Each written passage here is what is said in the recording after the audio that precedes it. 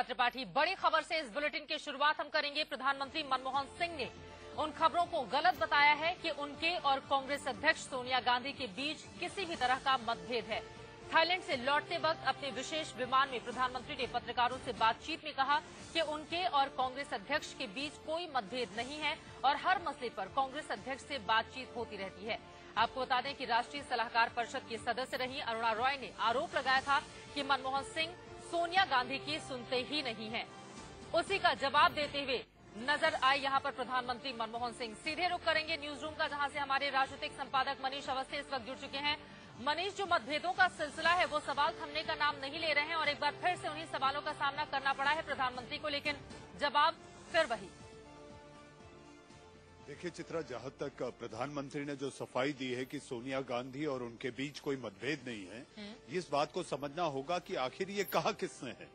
कहने वाली कोई और नहीं बल्कि राष्ट्रीय सलाहकार परिषद की सबसे सक्रिय और सबसे पुरानी सदस्य अरुणा राय ये कहती है, जिसकी अध्यक्ष सोनिया गांधी है।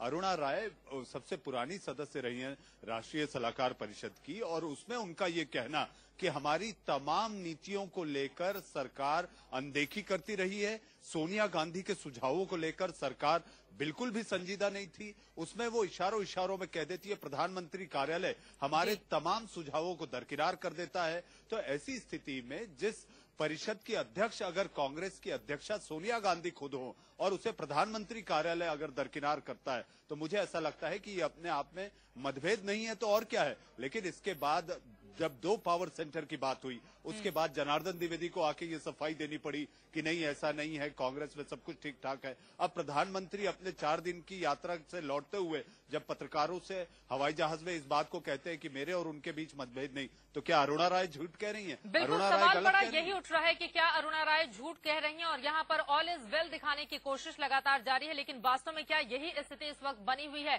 कांग्रेस पार्टी और सरकार के भीतर? बहरहाल प्रधानमंत्री मनमोहन सिंह ने सफाई देते हुए कहा क्या है वो सुनाते हैं आपको।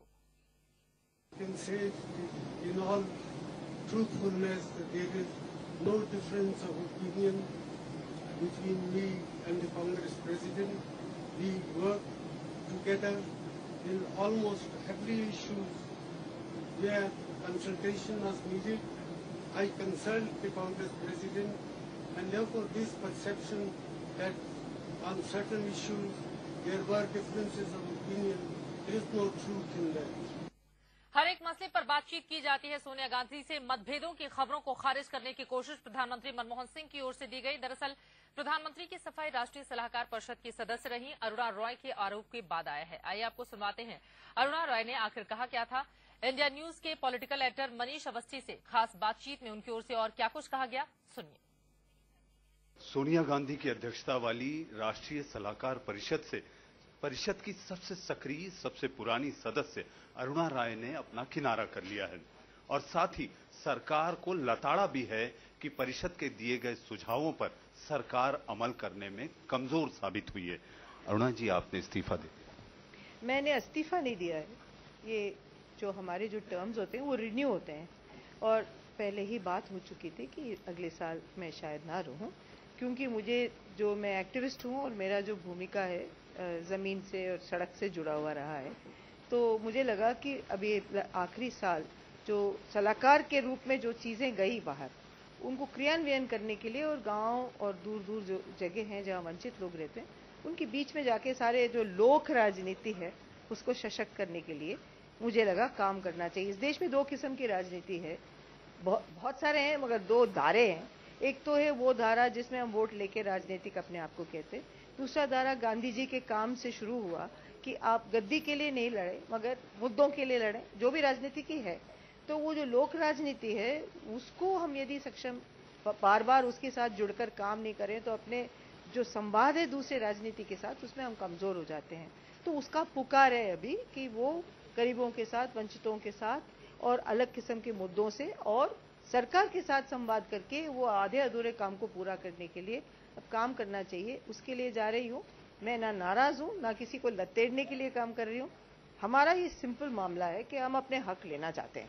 जो हमारे हक हैं, 60% लोग हैं, उनके हक लेने के लिए काम। अरुणा जी, आप मनरेगा को लेकर काफी नाराज रही, न्यूनतम जो मजदूरी होती है उसको लेकर आपकी नाराजगी दिखी, पत्र में आपने कहा है कि ये सारी बातें और भी ऐसे कई नाराजगी तो नहीं है, मतभेद जरूर है। मतभेद ये है कि जो न्यूनतम मजदूरी एक न्यूनतम है और एक गरीब मजदूर जिसके लिए घर नहीं है, जिसके लिए खाना नहीं है, जिसके लिए कभी कभार काम मिलता है, एक सरकार ने कानून पास किया था कि उसकी न्यूनतम मजदूरी 8 घंटे के काम को देना चाहिए। अरुणा रॉय को आप सुन रहे थे। आपको बता दें कि हमारे राजनीतिक संपादक मनीष अवस्थी ने उनसे बातचीत की थी और मनीष हमारे साथ लगातार बने हुए। मनीष, यहाँ पर मतभेद की खबरों को उन्होंने जाहिर किया और ये कहा है कि दरअसल जो काम वास्तव में होने चाहिए सरकार की ओर से लागू नहीं किया जाता है, जबकि कांग्रेस पार्टी ये चाहती है।